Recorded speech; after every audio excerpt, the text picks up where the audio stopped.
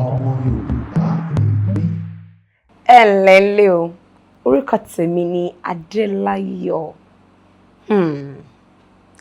Ǹjẹ́ àṣà wa ò máa sọnù báyìí? Mo sọ bẹ́ẹ̀, I said it.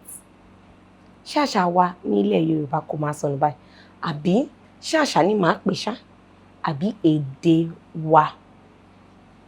Mo ń wo fídíò kan, fọ́nrán kan ní bóyá àná àbí láìpẹ́ yìí. Ọmọ yẹn sọ pé mo fẹ́ lọ eat. Mo fẹ́ lọ jẹun, lọmọ fẹ́ sọ ní à. Mo fẹ́ lọ eat bread mọ́mì. Ṣùgbọ́n ṣé ẹ̀bi ẹ̀ wá ni? Ọ̀pọ̀lọpọ̀ nínú wa àti èmi náà, òun ni a máa ń sọ èdè papọ̀. We mix both English and Yoruba together. And it's not really our fault. Bóyá à ń gbé London, à ń gbé ní Ìbàdàn bíi ti tèmi báyìí. Kò bá jẹ́ Abuja, kò bá jẹ́ Finland, kò bá jẹ́ Canada.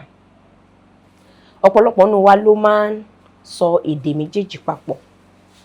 Kò dẹ̀ kí n ṣe pé à ń fojú di èdè o. Ṣùgbọ́n ṣé ẹ rò pé èdè wa ń gbòòrò sí? I think the language is evolving and expanding. Ṣàṣà ni èèyàn nísìn tí ó gbọ́ tátàtà nínú èdè òyìnbó àbí eléyìí tí a máa pè ní èdè Gẹ̀ẹ́sì. Gbogbo ọmọ wa tó máa ń sọ èdè Gẹ̀ẹ́sì yẹn wáyé. I think I want this. Mom, can you hear me? Pàápàá fún àwọn èèyàn wa tí wọ́n wà ní ìlú òkèèrè. Irú ọmọ bẹ́ẹ̀, Yorùbá ẹ̀ bó ṣe máa pè gan kò ní dán dáadáa. Ṣùgbọ́n ó gbọ́. Ẹ jẹ́ kí àwọn ọmọ wa gbọ́ èdè. Kò ń ṣe èdè tó dọ̀tí, kò ń ṣe burúkú. Mo mọ̀ pé àwọn òbí mi nísìn wọ́n sọ pé ọmọ mi ò lè kọ́ Yorùbá o. Èdè yẹn níbo ká ló fẹ́ bá a sọ? Ṣé mo bá ṣe pọ̀ tó ṣáà wá ọmọ Yorùbá? Tó bá fẹ́ bọ́mọ ẹ sọ nǹkan àṣírí, kí ló fẹ́ lò fi bá a sọ? Wàá sọ òyìnbó, wàá máa ṣe tọ́rọ́tọ́rọ́tọ́tọ́tọ́tọ́tọ́. Yorùbá ni. Wàá sọ pé tí mo bá gbẹ mú, ò ní sọ̀rọ̀ nǹkan síta, ó ti gẹ̀ẹ́tì ẹ̀, wọ́n bí dá. Torí pé o ti ń kọ́ ní èdè àti àṣà. Mo mọ̀ pé ọ̀pọ̀lọpọ̀ nínú wa náà ló máa ń sọ èdè yẹn pọ̀. Ṣùgbọ́n ẹ sì jẹ́ kí àwọn ọmọ wa gbọ́. Ẹ má jẹ́ kí èdè wa sọnù pátápátá. Bó jẹ́ pé kó máa sọ́pọ̀ ni ẹ jẹ́ kó sọ́pọ̀. Ṣùgbọ́n ẹ jẹ́ kí wọ́n gbọ́. Ẹ má jẹ́ kí a sọ èdè nù. Àwọn àǹfààní ẹ̀ ni pé èdè tí wọ́n ń sọ kò ní jẹ́ kó gbàgbé ibi tí wọ́n ti wá. Orísun ìyá àti bàbá wọn. Wọ́n ṣe wà yẹn bí wọ́n bá tẹ ilẹ̀ Adúláwọ̀ rí, ilẹ̀ Yorùbá rí. Wọ́n gbé èdè, wọ́n mọ̀ pé ọmọ Yorùbá ni mí. Wọ́n mọ̀ pé èdè àwọn ìyá àti bàbá mi lélẹ̀. Wọ́n á kó àwọn ọmọ wọn náà. Bẹ́yẹn èdè wa ò ní sọnù. Ǹjẹ́ èyí tí ẹ mọ̀ pé àwọn òyìnbó gan máa wá kọ́ èdè wa? Yes. Go to UI. Ẹ máa ráwọn òyìnbó tẹ́ pé Yorùbá pọ́nbélé ni wọ́n ń sọ. Wọ́n wá kọ́ ẹ̀kọ́ èdè wa ni. Ẹ dẹ̀ máa rí wọn ní àwọn ìlú òkè yẹn ni. Kò bá jẹ́ Amẹ́ríkà, kò bá jẹ́ Canada, kò bá jẹ́ Mexico. Ẹ máa rí. Wọ́n ti bẹ̀rẹ̀ sí kọ́ Ifá wa gan.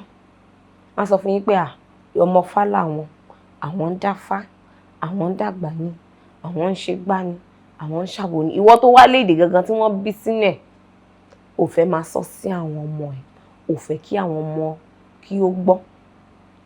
Àǹfààní míì tún ni wípé wà lè bá àwọn ọmọ ẹ̀ sọ̀rọ̀ tí àwọn ọmọ ìlú míì bá wà níbẹ̀. You'll be able to communicate with your children if people from other countries are there. Fún àpẹẹrẹ, tí ẹ bá mọ àwọn èèyàn ti India, wọ́n gbọ́ èdè wọn dáadáa. Wọ́n ló fi máa ń bá àwọn ọmọ wọn sọ̀rọ̀ nínú ilé. Níta gan, ẹ máa rí wọn máa sọ òyìnbó. Wọ́n kàn sọ sédè wọn ni. Ẹ ti máa mọ̀ pé wọn ò fẹ́ kí ẹ gbọ́. Wà lè bá àwọn ọmọ ẹ sọ nǹkan àṣírí, àbí wà lè bá wọn wí níta tí àwọn èèyàn tí wọn ò gbọ́ èdè yín wọn dẹ̀ ní mọ̀ pé nǹkan tí òun bá àwọn ọmọ ẹ̀ sọ nìyẹn. Nǹkan tí mo tún lérò pé ó tún jẹ́ ara àwọn àǹfààní èdè wa bíbá àwọn ọmọ wa sọ sísọ ládùúgbò ó ní pé a máa gbọ́ra wa yékéyéké. Ṣé rí nígbà míì tí ẹ bá sọ English èdè Gẹ̀ẹ́sì kò dàbí kò kí ń dàbí ẹ ní lè sọ ẹ ní lè jẹ́ kí ọ̀rọ̀ yẹn kó yé wọn dáadáa tó bá wá jẹ́ pé Yorùbá lẹ fi sọ. If you now say it in Yoruba language they understand better. They understand better. O lè fòwe gan báwọn ọmọ ẹ sọ̀rọ̀ wọ́n ti mọ nǹkan tí mọ́mì wọn ń sọ lẹ́gbẹ́ tó máa sọ ní èdè míì wọ́n á fẹ́ sọ̀rọ̀ fún bí 5 minutes nǹkan tẹ́ pé ìwọ sọ bí 30 seconds wọ́n ti get ẹ̀. Ó máa jẹ́ kí a mọ ìtumọ̀ àti ìjìnlẹ̀ ọ̀rọ̀ dáadáa. Nítorí èyí mo fẹ́ kí a máa sọ èdè wa. Ẹ jẹ́ ká kọ́ àwọn ọmọ wa bó ṣe ń sọ èdè. Ẹ má jẹ́ kí èdè wa sọnù.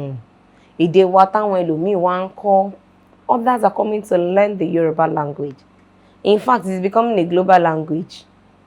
Tẹ́ bá dé UK, tẹ́ bá dé Canada, tẹ́ bá dé US, tẹ́ bá dé àwọn Finland, a ní Yorùbá community níbẹ̀. Àwọn èèyàn fẹ́ kọ́ àwọn orin wa gan wọ́n máa ń dùn gbọ́ létí yàtọ̀. Òun ló fi jẹ́ pé àwọn olórin wa àwọn musicians wa gbogbo ibi náà wà. Ẹ jọ̀ọ́ nǹkan tí mo fẹ́ kẹ́ ṣe fún mi lẹ́yìn ni pé èdè yẹn sọ sẹ́lòmíì. Mo dẹ̀ fẹ́ kí ẹ kọ sí comment section kí ẹ kọ proverb kan ìyẹn òwe kan tí ẹ mọ̀ tí ẹ ti sọ sí àwọn ọmọ yín rí. Ẹ má gbàgbé o láti ṣalábàápín like share subscribe to this channel. Orúkọ mi ni Adéláyọ̀. Èmi dẹ̀ ni ọmọ Yorùbá yín. Ẹ ṣé o.